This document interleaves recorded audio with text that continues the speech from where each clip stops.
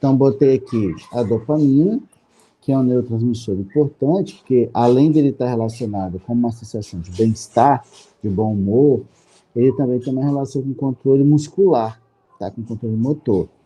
Inclusive, eu coloquei aqui uma relação, uma situação em que, quando você tem uma baixa disponibilidade, uma baixa produção de dopamina no corpo, isso desencadeia aquilo que a gente conhece como mal de Parkinson. Eu acho que todos conhecem, né? Não conhecem? Sim. Beleza. E o excesso também, né, a dopamina em alta concentração, ela pode desencadear um quadro de esquizofrenia. Então, neurotransmissores fora da dose ideal, tanto para cima quanto para baixo, podem trazer algumas disfunções aí importantes, ok? Um outro importante também é a acetilcolina, que é aquele neurotransmissor ligado à contração do músculo, à contração voluntária, beleza? Do músculo. Está relacionado com a aprendizagem, está relacionado com memória, beleza?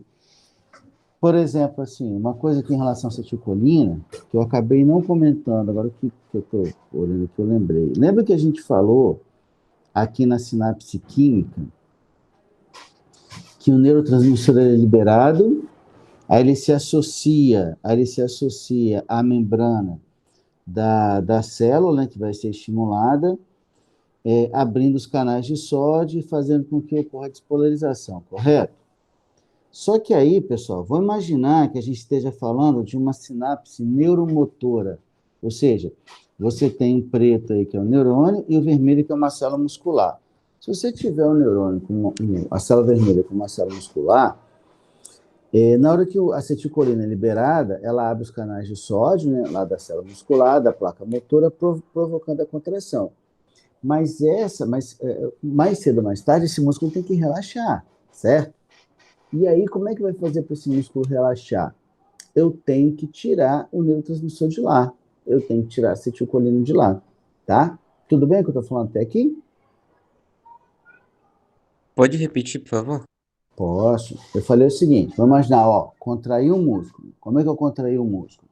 Eu estimulei o neurônio, que foi até o meu músculo que eu contraí, ele liberou acetilcolina na sinapse para fazer o meu músculo contrair, beleza?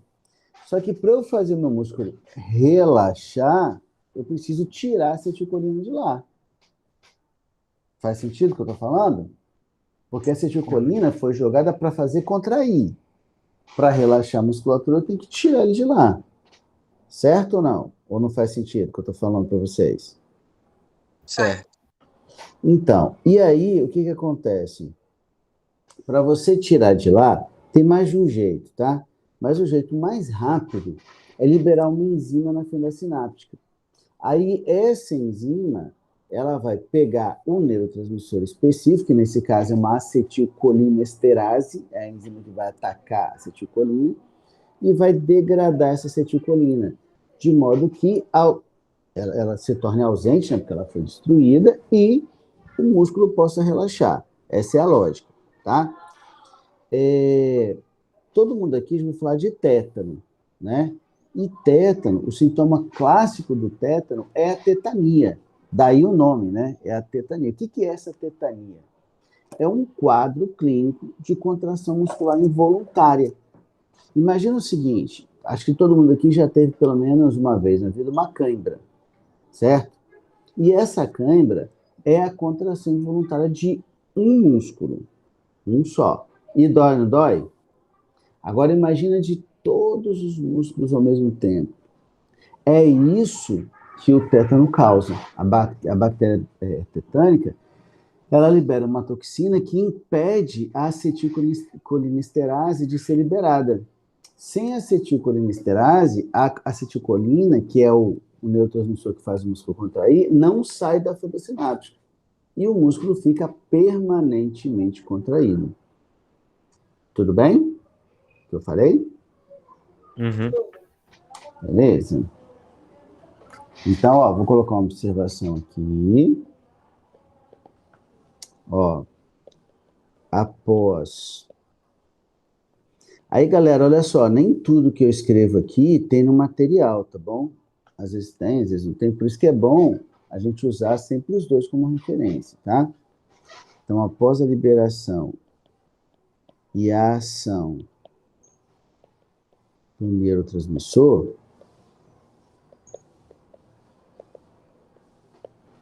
do neurotransmissor,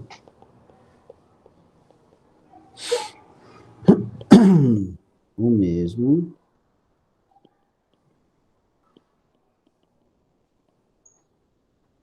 precisa sair da fenda sináptica.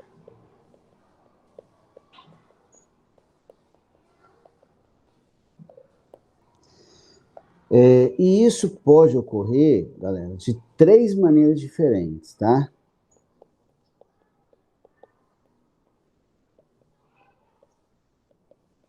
Como esse é um assunto que eu gosto, às vezes fico com medo de estar exagerando um pouco aqui. Alguém pretende ser médico, gente? Ou ir para a área de saúde?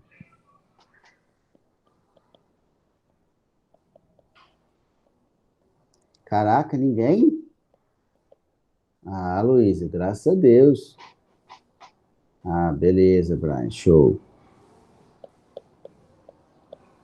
Então, beleza. Então, olha só, sair da fenda sináptica. Isso pode acontecer de 3 maneiras diferentes, tá? Aí, como eu falei, a mais comum, ou a mais importante, vamos dizer assim, é o lance da atividade enzimática, tá? Mas ele pode sair por meio da absorção por uma célula da glia, então, da sua absorção por uma célula da glia. O que é uma célula da glia, pessoal?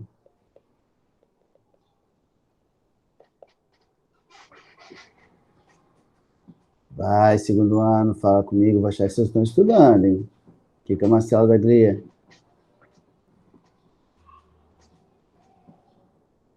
Não acredito, estou me decepcionando. Gente, eu estou me decepcionando com vocês, hein? Cadê vocês? Eu crente que eu estou formando um monte de médicozinho. Gente, fala comigo, vocês estão me ouvindo? Desculpa, professor, é que eu não lembro. Ah, tá, mas vocês estão me ouvindo, né? Oi, tamo, Aham. Luiz. Ah, então, olha só. O nosso tecido nervoso, ele não tem só neurônio. Ele tem um neurônio que é responsável que é responsável pelo impulso nervoso, mas ele tem também as células da glia. Ó, são aquelas células que compõem o sistema nervoso, mas não transmitem impulso nervoso. Célula de Schwann, oligodendrócito, micróglio, astrócito, epidemócito, tá? São outras células do sistema nervoso, mas que não fazem a transmissão do impulso, tá?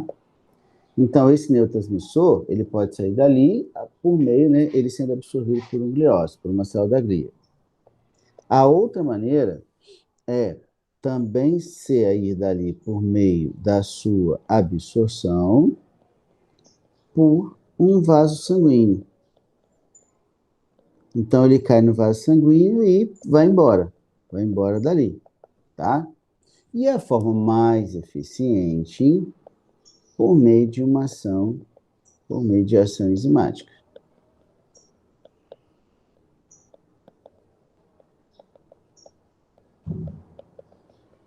Então, sai uma enzima específica que vai pegar aquele neurotransmissor e degradar aquele neurotransmissor, ok? Beleza. E aqui, ó, nesse caso aqui, eu vou dar um exemplo que eu falei com vocês, que é a enzima acetilcolinesterase, que age sobre a acetilcolina.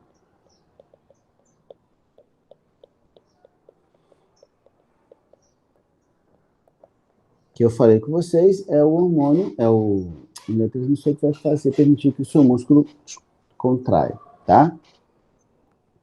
Aí eu disse para vocês assim, ó, na ausência dessa enzima, você vai ter um quadro de tetania, que é um quadro de contração muscular generalizada e involuntária, que é bastante dolorido, beleza? Que ocorre, né? Por exemplo,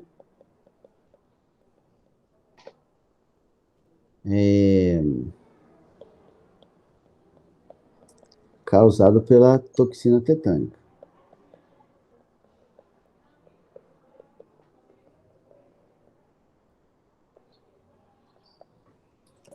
Tudo bem? Aham. Beleza. Nenhuma perguntinha, nada? Até agora não. Show. Bom, então, galera, aqui a gente fechou a parte de tecido propriamente dito, tá? A gente fechou a parte de tecido propriamente dito e a gente vai para o sistema nervoso em si. Aí sim, a gente já sabe como funciona e agora a gente fala sobre os órgãos, né? Sobre os órgãos do sistema nervoso. Por que vocês estão quietinhos hoje? Estão cansados? Essa Não, matéria é amigo. mais difícil de entender mesmo, aí não. Como é que é? Essa matéria é mais complicada de entender, tem muito nome, muita coisa. É porque Um negócio só. assim, o sistema nervoso e o sistema endócrino são os mais difíceis mesmo. Aí eu começo por eles. É tipo tratamento de choque, sabe? Que aí os outros ficam mais fáceis. Faz sentido aí para você? Vai. Eu aprendi, sabe onde que eu vi isso? Assim, quando eu entrei na faculdade, a gente tinha anatomia, né? Logo no primeiro semestre, assim. E aí tinha um professor lá que era muito doido. Aí esse cara, ele era um médico que ele dava aula da anatomia pra gente, pros calouros e tal. Então, o que ele fazia? Na primeira aula dele, ele levava todo mundo pro laboratório, né, pro anatômico, e enchia o anatômico de feto. Feto inteiro, feto cortado, só a cabeça, só o bracinho, só a perninha. E aquilo, cara, assim, tinha um monte de aluno que até desmaiava, assim, pra você ter uma ideia, né? Primeiro pelo cheiro, né, que era muito forte, talvez a gente não estava acostumado. E segundo, pela cena.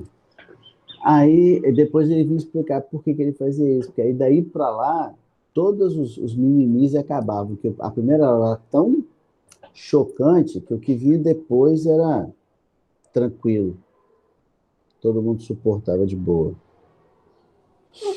Mas a primeira aula era tensa mesmo.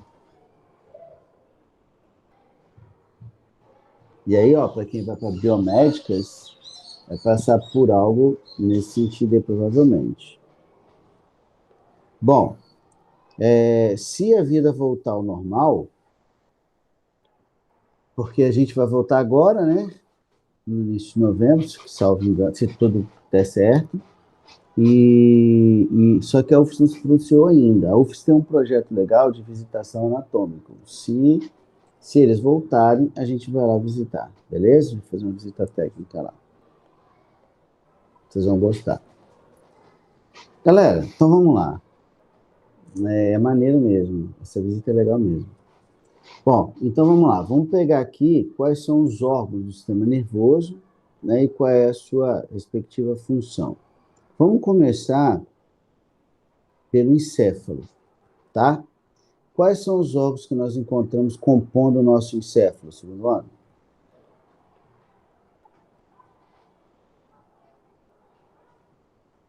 Lembrando, deixa eu até acertar aqui para a gente. Espera. Isso. O professor, Diga lá, tá dando para ouvir minha voz? tô te ouvindo. Ah, tá. Pode usar cola? Quê? Pode usar cola do material? Ah, não, não. Vamos pegar assim. Poder pode, mas vamos pegar porque assim é a parte fácil agora, né? Olha só. No sistema nervoso central, a gente tem o encéfalo e a medula. Né? O que compõe o nosso sistema nervoso central é o encéfalo e a nossa Medula espinhal. Encéfalo é tudo que está dentro do crânio. Né, galera? O que está dentro do nosso crânio? Vamos lá, me ajudem aí. Que agora é fácil. Agora não tem muito. Hipotálamo. Mas o hipotálamo é parte do quê? Cérebro. Do cérebro. Isso aí. Então, um dos órgãos localizados no, no nosso crânio, né, é o cérebro. Beleza? Bom, e aí, galera, eu comentei com vocês lá no início que aquilo que nós chamamos de cérebro, na verdade, ele é o telencéfalo.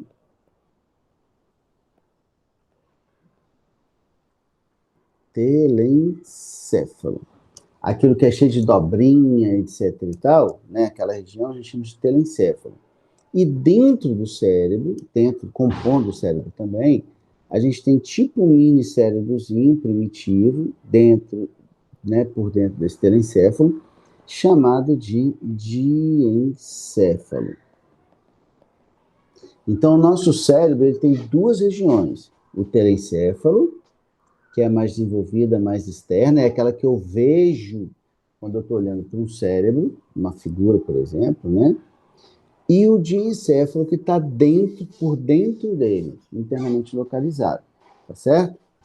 Beleza. Então, vamos pegar aqui, ó, e vamos falar primeiro do telencéfalo.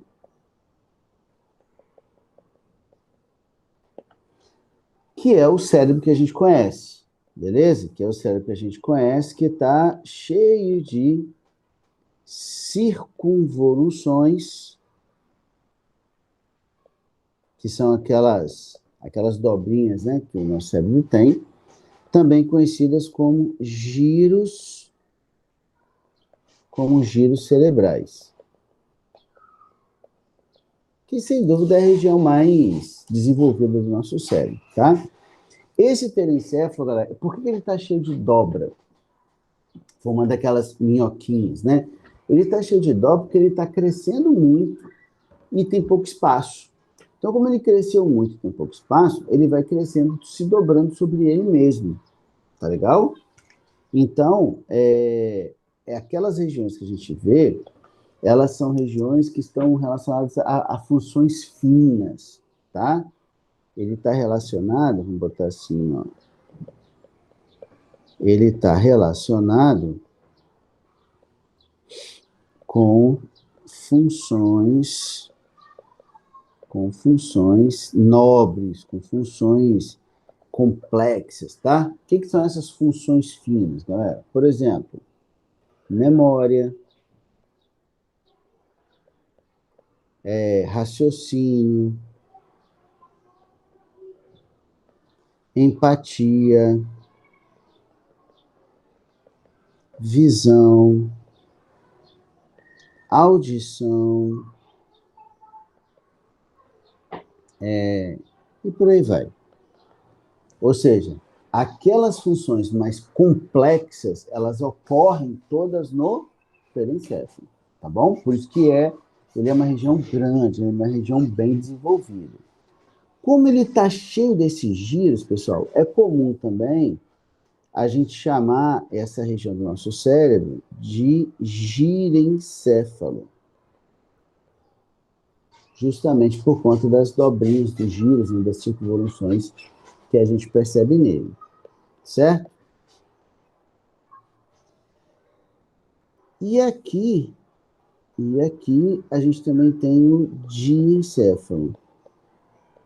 E aí, como o Caio estava falando, o diencéfalo ele vai ter duas regiões, né? Ele vai ter o tálamo e o hipotálamo.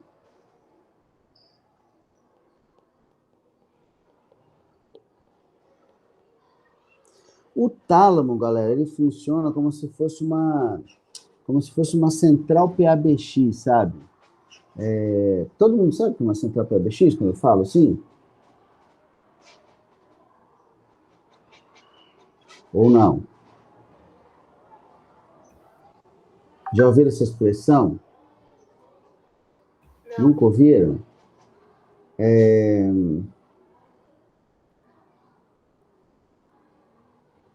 Por exemplo, assim, quando você... Ai, caramba. Vocês estão me ouvindo? Sim, Mas vocês perderam a tela, não perderam? só a câmera mesmo. A tela dá pra ver a transmissão. Tá, peraí um pouquinho. Isso, pronto. Aí, olha só, por exemplo, sabe quando vocês ligam para o IFES, aí vocês ligam para o número único, aí nesse número único, vocês conseguem falar com qualquer setor do IFES, correto? É assim que funciona? Então, isso funciona graças a uma central telefônica. A central para BX é uma central telefônica. Você liga para o número único e desse número único você pode ser mandado para qualquer ramal, para qualquer setor do IFES.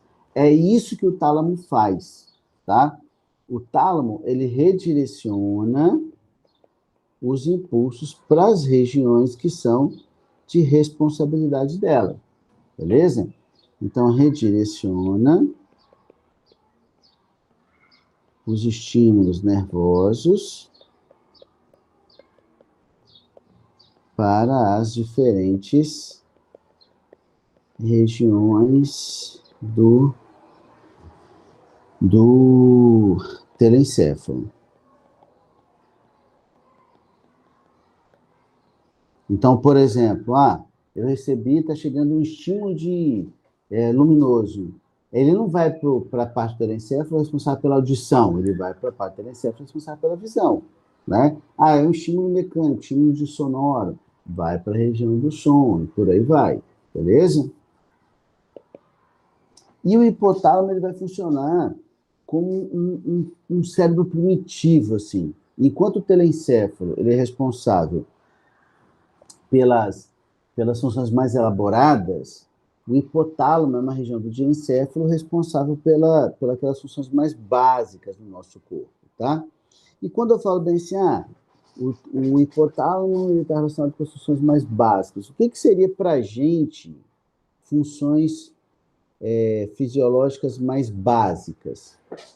Fala para mim aí. Alimentação? Alimentação. Então, fome. É o hipotálamo. Respiração? Beleza? Não. Não.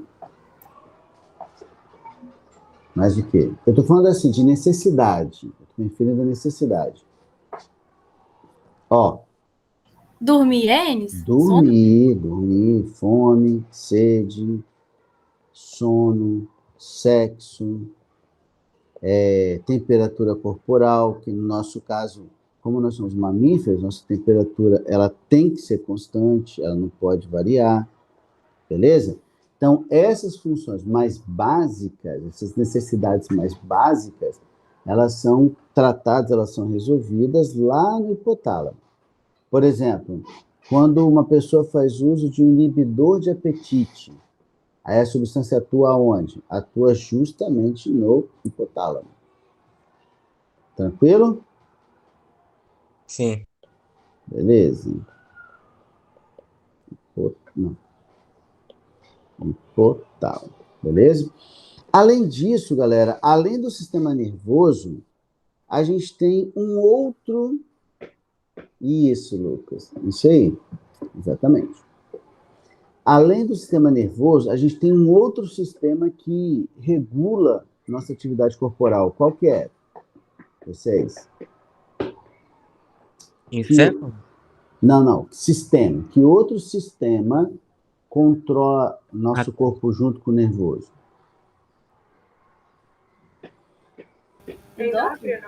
Endócrino. Perfeito. Sistema endócrino. Então, se nós temos dois sistemas que regulam, né, que controlam o nosso corpo, nós temos dois chefes, vamos dizer assim, é importante que em algum lugar eles troquem uma ideia. É importante que em algum lugar eles conversem entre si. E esse lugar é justamente o hipotálamo, tá? O hipotálamo, ele está associado, né, ele interage, né, Ele apresenta uma interação bioquímica com a hipófise. E a hipófise, galera, só para quem não se recorda aí, é, sem dúvida, a nossa principal glândula endócrina. É a hipófise, tá? Inclusive, ela é chamada de glândula mestra do corpo, porque ela acaba controlando a atividade de várias outras glândulas, ok? Então, a hipófise é a nossa principal glândula endócrina e ela está juntinha com o hipotálamo ali, né? E os dois controlam a nossa atividade fisiológica. Inclusive, o hipotálamo ele também é capaz de produzir hormônios, justamente para conversar aí com a hipófise. Beleza? Bem redondinho a relação aqui. Certinho? Sim. Ok, show de bola. Bom, além disso, galera, mais o que a gente encontra? Então, a gente falou do cérebro, beleza? Então, a gente falou do cérebro aqui. Tem cerebelo Cerebelo. e... Calma aí. Vamos por partes. Ó, Tô errado, mas... é o quê? Não, eu ia falar tronco encefálico, mas eu confundi com medula espinal, esquece. O tronco encefálico, ele existe mesmo. Beleza? Só que o tronco encefálico, ele acaba sendo 3 coisas, né? Ele é o mesencéfalo, ele é a ponte e ele é o bulbo, juntos. A gente chama isso de tronco encefálico mesmo, tá? Mas vamos devagar aqui, vamos pelo cerebelo primeiro. Agora aqui a quantidade de informação é um pouquinho menor. O cerebelo, pessoal, ele está relacionado com... tem funções famosas no corpo, né? A gente consegue lembrar qual que é? Ou quais são? Oi, Anny, você pode repetir, por favor? Vocês conseguem lembrar, porque, tipo assim, o cerebelo, ele é uma estrutura encefálica que ele tem uma função bem famosa, assim. Nós lembramos qual que é? Ó, ele está relacionado com 2 funções básicas. Tônus muscular. O que é o tônus muscular, pessoal? Nossa musculatura, ela fica permanentemente contraída, ou semi-contraída, mesmo quando eu estou dormindo, ok? Então, quem permite isso é o cerebelo. E ele também está relacionado com o equilíbrio corporal.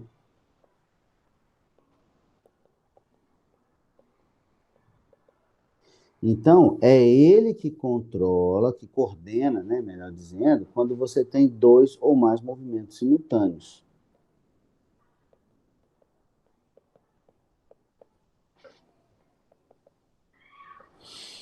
Então, coordena 2 ou mais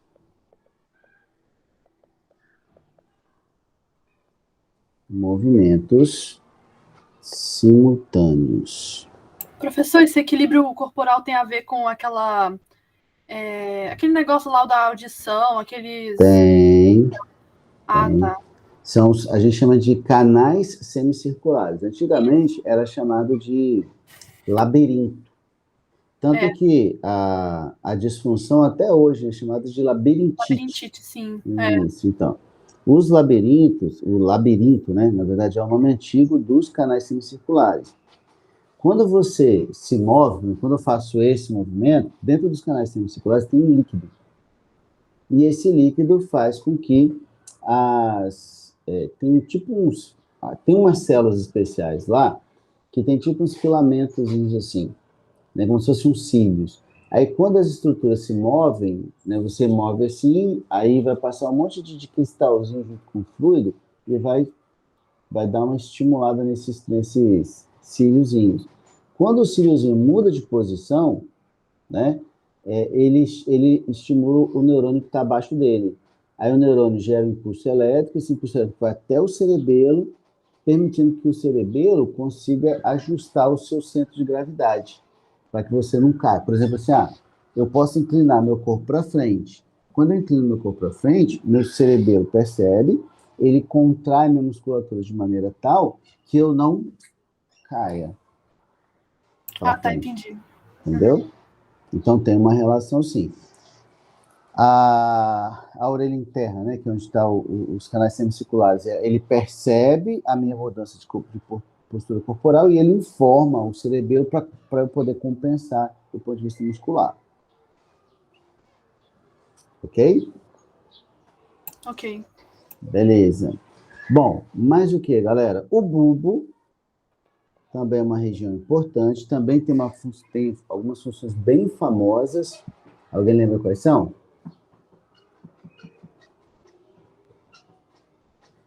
Não?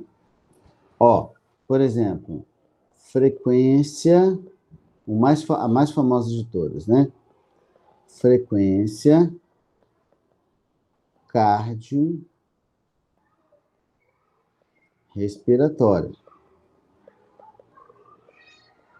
Então, quem controla a frequência cardiorrespiratória é o bulbo. Por isso que uma pancada na nuca pode provocar uma parada cardiopulmonar, porque você acaba atingindo um bulbo, tá? Além disso, galera, ele também acaba estando relacionado a algumas funções assim, que ocorrem de maneira involuntária. Tipo, quando você engasga, que você começa a tossir, sabe? Que a tosse é involuntário, né? Então, a tosse, o espirro, são movimentos controlados pelo bulbo. O vômito, né? Da mesma forma que deglutir, que é engolir, né? Tem uma função, é de função do bulbo, o vômito também é. Ô, Enes, Ah, pressão também é, né? na verdade, a pressão tem mais de um mecanismo, não é um só, mas também tem. Também não é o único, tá? Quem foi que falou agora? Alice. Alice, essa questão da pressão arterial, o bulbo, ele tem um papel sim. Só que eu tenho mais de um mecanismo de regulação de pressão arterial. Então, não é só o bulbo que faz isso, não. Beleza? E respiração, Enes? Tá aqui, ó, cardiorrespiratória. Ah, tá, agora que eu vi. Beleza? Além disso, a gente tem a ponte formando ali, né? Esses três juntos formam um tronco cefálico, beleza? E aqui, galera, o nome é meio autoexplicativo, né? Concorda comigo? Olha o nome, ponte. Ponte serve para quê? Pra ligar. Exatamente. Então, é ela que conecta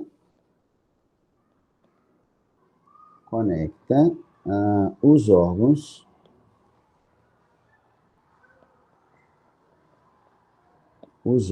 encefálicos.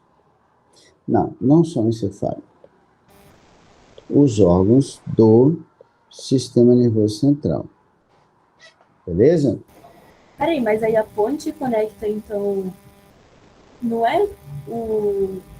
Ela, tipo assim, ela conecta o cérebro ao tronco encefálico ou ela conecta o mesencéfalo ao bulbo? Não, olha só. Vou fazer uma observaçãozinha aqui. Olha só. O tronco encefálico, Alice. É os três juntos, não é? O bulbo, a ponte e o mesencéfalo. Isso. O bulbo, a ponte e o mesencéfalo. Beleza? A ponte, ela permite, por exemplo, que o bulbo se comunique com o cerebelo, se comunique com o diencéfalo, com o telencéfalo. Entendeu? É porque eu acabei não falando do mesencéfalo em si. Porque o mesencéfalo, ele acaba participando de funções que outros órgãos também faz, né? Que outras partes também faz, tá?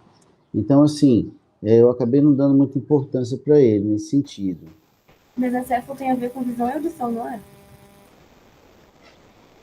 É o que eu falei, não só. Ah, não sim, só. Pode estar envolvido. Por exemplo, assim, vou te dar um exemplo. O que ele tem a ver com a visão? Sabe, olha, por exemplo, assim, eu estou olhando aqui para a tela. Aí, quando eu faço esse movimento aqui, ó, eu estou movimentando o globo ocular dentro do minha... Como é que chama? Dentro do espaço onde o olho está. Tem um nome que eu esqueci aqui agora. Tá? Então, isso é muscular, certo? Então, essa questão desse movimento que eu faço com os olhos eu controlo via mesencéfalo. Aliás, via mesencéfalo e via telencéfalo. Porque quem faz o olho se movimentar para lá e para cá são 4 pares de músculos ligados a cada globo ocular. Então, esses músculos, eles acabam sofrendo uma ação tanto do mesencéfalo quanto do meu telencéfalo também. Então, não é ele sozinho. Beleza? Por isso que eu não destaquei ele aqui no meu esquema. Tudo bem, Alice? Sim, Elis, obrigada. Beleza. Então, troca você fala que você... Eu não sei se eu perdi, mas o que eu tinha perguntado era a ponte, ela conecta o mesencéfalo... Ai, Jesus. Peraí que meu computador saiu da tomada. Mas a ponte, ela conecta o mesencéfalo à ponte, né? Não, ao bulbo. Isso. E ao cerebelo e ao telencéfalo também. Ao diencéfalo e ao telencéfalo. Você tem algum desenho, assim, Elis, da... No material que eu mandei, tem, se eu não me engano. Ah, não vou eu mandei um material para vocês, não mandei? Acho que sim. Confere para mim, senão eu tenho que mandar. Eu acho que eu mandei. Mandou. Mandei, né? WhatsApp. Então, isso, acho que mandei pelo WhatsApp, isso mesmo. Então, lá tem um esqueminha mostrando ali anatomicamente onde eles se encontram. Só lembrando, Alice, que, assim, que quando você olha um desenho anatômico, vamos supor assim, você vai ver que é assim, ó, é a medula, vamos botar assim, a medula, o bulbo, aí depois vem a ponte, mesencéfalo, o cerebelo está do lado, o telencéfalo e o diencéfalo está aqui em cima. O fato dela estar ali, entre o bulbo e o mesencéfalo, não quer dizer que ela não se comunique com os outros, tudo bem? Ah, tá, não, era isso que eu estava em dúvida, porque eu lembro que quando eu vi isso, acho que foi mais sistema nervoso, só que foi bem mais rápido, né? Eu lembro do desenho, assim, a ponte ficava entre os dois, por isso que não estava entendendo. Isso, e fica mesmo, mas isso não quer dizer que ela esteja ligada só aos dois. Mas aí como é que é? Porque você tem vários neurônios que saem dali e se comunicam com neurônios de outras regiões, correto? Ah, sim, eu não entendi. Como se fosse uma rede de fios de uma casa, por exemplo. Entendi. Beleza? Não. Uma outra coisa importante aqui também é que todas essas estruturas do sistema nervoso central, isso inclui a medula, que eu vou falar daqui a pouco, ela está envolvida por 3 membranas protetoras que a gente chama de meninges, tá bom? Só que eu não vou começar a falar dessas meninges agora, não. Só vou colocar o conceito aqui. Então, membranas são 3 que envolvem todo um sistema nervoso central. Beleza? Aí na próxima aula a gente fala um pouquinho delas e caracteriza, tá bom? Beleza. Fechou? Galerinha, um excelente final de semana para vocês, tá bom? Valeu, professor.